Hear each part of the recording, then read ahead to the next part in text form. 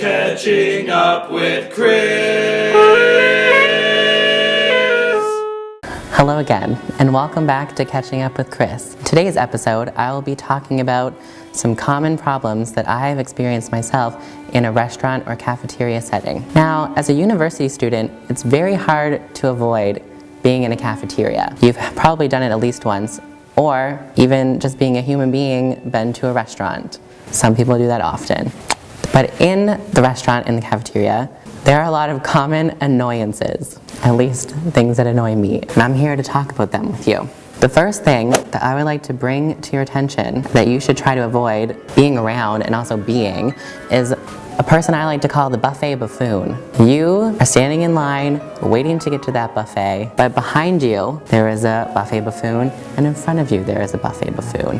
Now these are two very different types of buffet buffoons, because the one behind you is the one doesn't respect your personal space and is standing directly on your heels, and you can feel their presence, but they need to back up. Your bubble is being invaded. Now this buffet buffoon behind you also is the same culprit who will try to cut in front of you because he didn't want the peas that you're standing at, but he wanted the mashed potatoes in front of you. And that's not okay with me because we're all waiting in the same line together. We're all in this together, courtesy of High School Musical. The second buffet buffoon in front of you is the same buffoon who sees that you are behind them waiting for this food item, but there's only 2 pieces left, and this buffoon still takes the whole thing anyway, leaving you empty-handed. I think it's common courtesy to only take 1 slice, go sit down, come back later, and get more if you're still hungry, instead of letting the person behind you go without even having anything on their plate until the next batch of food.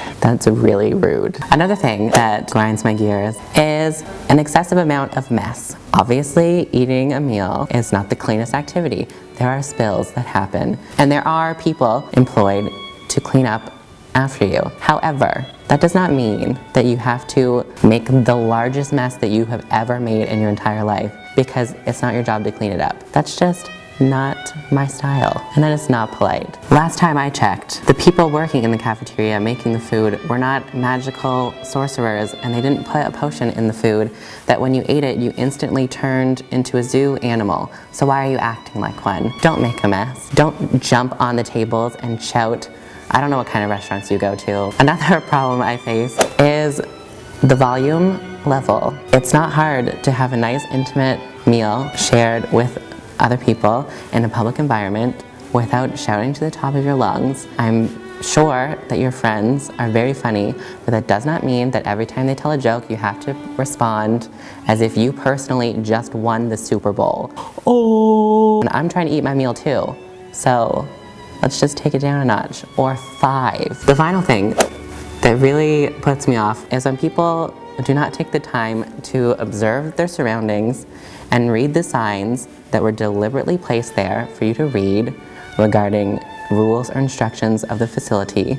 For example, where to put your waist, where to line up, etc. There are many times where I have been somewhere where a sign deliberately says, "Do not do this here," but millions of people are still doing it there. And I don't know where the disconnect is. Read the signs, just like Ace of Base. You saw the sign, I saw the sign, we all saw it, follow the rules, and we'll all live in a food harmony.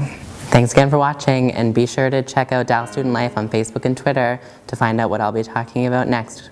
Thank you.